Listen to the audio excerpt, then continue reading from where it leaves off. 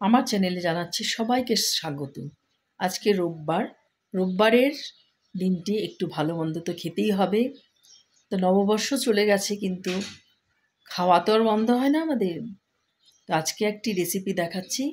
সেই রেসিপিটি ভালো লাগলে আপনারা লাইক করবেন, শেয়ার করবেন, আর কি করবেন, কমেন্ট করবেন, আর বাড়িতে বানিয়ে এটা খাবেন।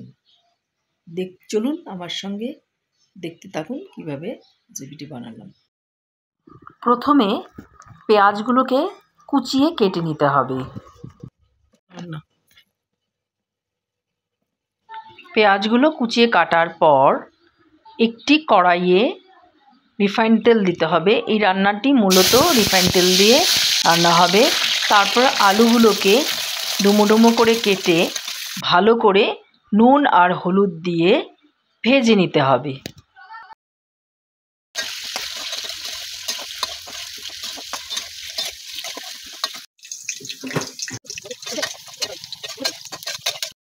সেই তেলের মধ্যেই বেশ খানিকটা বাটার দিতে হবে। বাটারটা গলে গেলে সেই বাটারের মধ্যে একটু দারচিনি আর লবঙ্গ ফোড়ন দিতে হবে।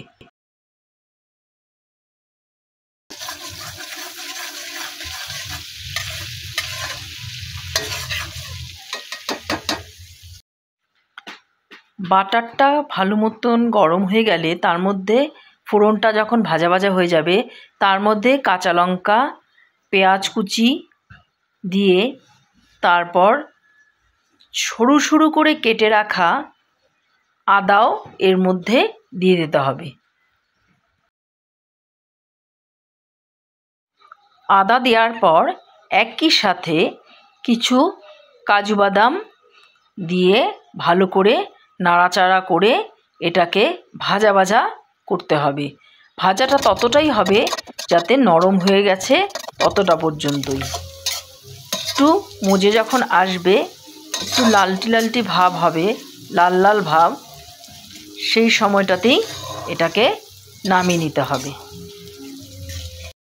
যখন সেই ভাজা পেঁয়াজটা, কাজু বাদাম সব উপকরণগুলো ঠান্ডা হয়ে যাবে, তখন এটাকে মিক্সিতে দিয়ে ভালো করে বেটে নিতে হবে। ভালো করে বেটে নেওয়ার পর সেই বাটার তেলের মধ্যেই মশলাটা দিয়ে চিকেনটা ঢেলে দিতে হবে সেটার মধ্যে, দিয়ে ভালো করে সেটাকে নাড়াচাড়া করতে হবে।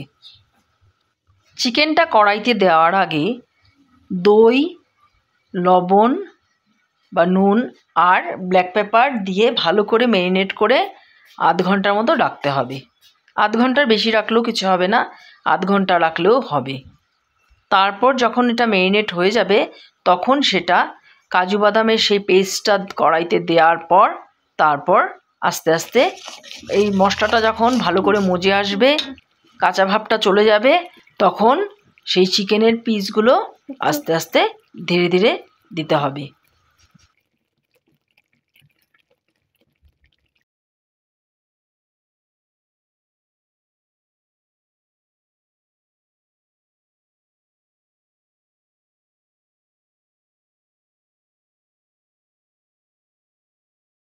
যখন কিছুটা মজে আসবে, তখন তার মধ্যে কিছু গোলমরিচের গুঁড়ো আবার ছিটিয়ে দিতে হবে।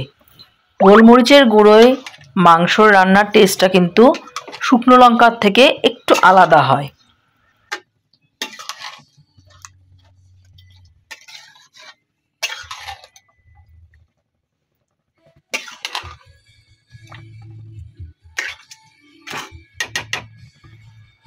যখন এটা মজে যাবে, সেদ্ধ হয়ে যাবে, তখন এটার মধ্যে কুচনো ধনেপাতা দিয়ে ভালো করে মিশিয়ে নিতে হবে।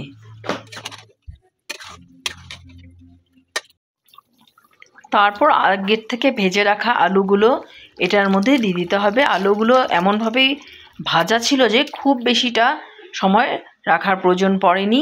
একটু শুকনো শুকনো, এটা একটু পাতলা পাতলা হয়েছে, এটাকে আরেকটু কষিয়ে আরেকটু টানিয়ে নিয়ে গরম গরম পরোটা বা ভাতের সাথে বা পোলাওর সাথে খেতে পারবেন। তো তৈরি হয়ে গেল পেপার চিকেন। তা আপনারা খেয়ে বলবেন কেমন লাগছে, আর আমার চ্যানেলটাকে সাবস্ক্রাইব করবেন শেয়ার করবেন, লাইক করবেন। Bye bye.